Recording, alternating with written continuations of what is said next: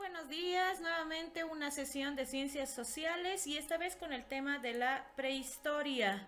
No olvides que debes sacar apuntes y preguntas de este video en tu cuaderno.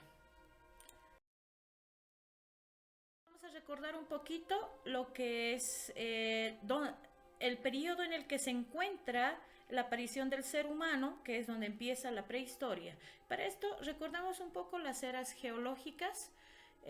Aquí tenemos al Cenozoico, que es parte del Eón Fanerozoico, y dentro del Cenozoico vamos a tener al Neógeno Plioceno, y en el Plioceno es donde va a ingresar la etapa del ser humano. Aparece el primer homínido. Aquí está la división de la prehistoria, la edad de piedra, la edad de los metales.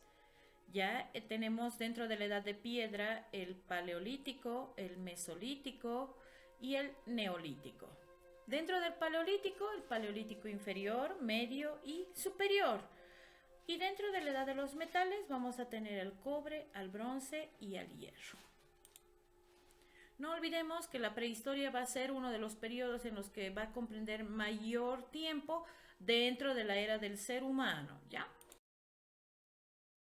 Aquí hay un ejemplo de la línea de tiempo de la prehistoria donde nos muestra algunas características. Ojo, no quiero que se compliquen un poco con los años, ya que en muchos lugares van a encontrar entre 2 millones, 3 millones, otros igual, dependiendo a los hallazgos que se hayan hecho. Entonces no podemos tener una fecha muy precisa de esto, solo referencias, ¿no? A la edad de piedra, esta se va a dividir en tres: el paleolítico, el mesolítico y el neolítico. Del paleolítico les había hablado que va a comenzar también la aparición del hombre. Fue la etapa más prolongada de la edad de piedra y se caracteriza por herramientas rudimentarias. Ahí está la división, que es más gráfica y que nos da a entender qué tipo de evolución va a tener dentro de nuestra especie, ¿no? Dentro de los inventos, el más importante va a ser el fuego, después el usar las pieles, las hachas. Vamos a tener una serie de armas dentro de lo que es el uso de piedra, como ser el cuchillo, los raspadores, puntas de lanza, hachas de mano, que nos van a ayudar bastante a poder tener mayor alimentación y mucho mejor, obviamente. Dentro del Paleolítico inferior ya vamos a tener al Australopithecus, al Homo habilis y al Homo erectus. Dentro de estos ya va a haber unas subdivisiones que las mostramos en el cuadro que ven.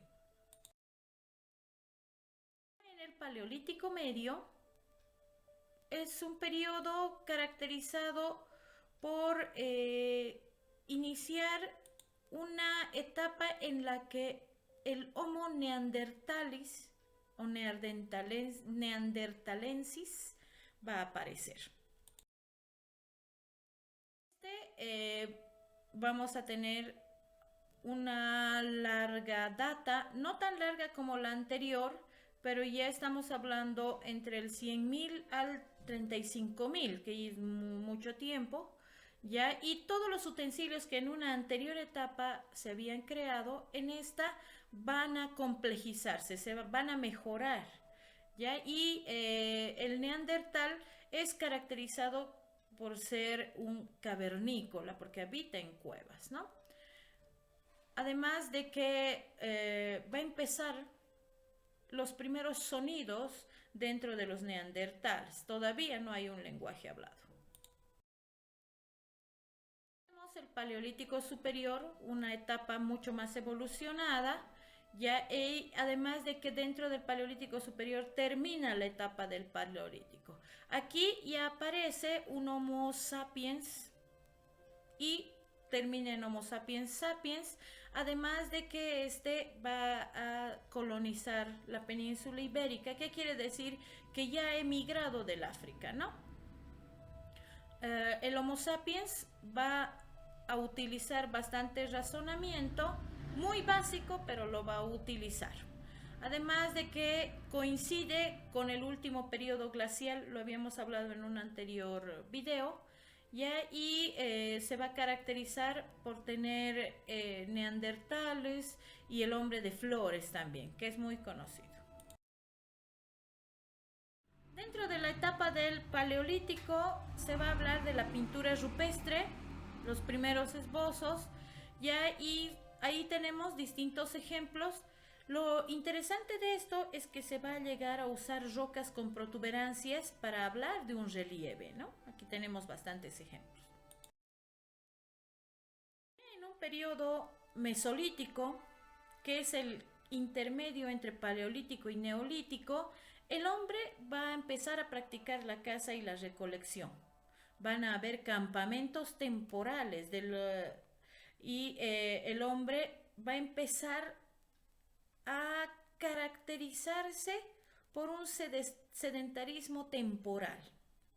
No quiere decir que ya están aplicando lugares en sí, pero sí el sedentarismo está iniciando.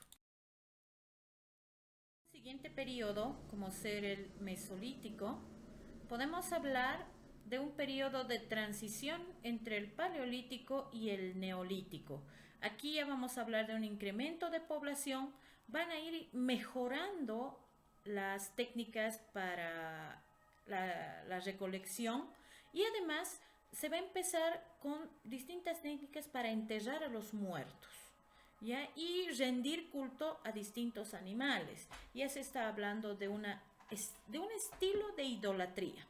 Además de que los utensilios que ya se habían creado en un periodo anterior, estos van a mejorar, se van a volver mucho más complejos y posiblemente dentro del Mesolítico ya se haya domesticado al perro o se inicie con la domesticación del perro.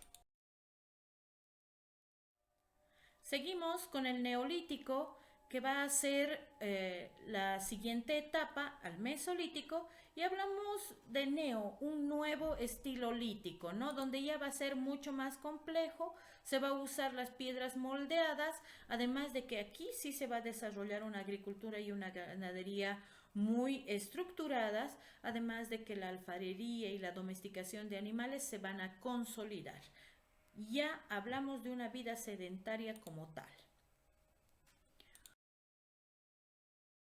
Ya para hablar del arte dentro del Neolítico, se va a hablar de pintura rupestre que no sea tan realista, pero donde ya aparece la figura del ser humano. No va a haber tanta expresividad ya como tal, pero las figuras de siluetas y estilizadas sí van a estar. Además de que se va a hablar de una disposición de imágenes en escenas, donde ya nos van a ir contando algunas etapas de la vida en la que van a vivir dentro del Neolítico. Dentro de la edad de los metales, que es una siguiente etapa, ya estamos hablando de la utilización de la metalurgia. De todos aquellos utensilios que ya se habían creado, ya se va a hablar de una metalurgia, o sea, utensilios mucho más sofisticados.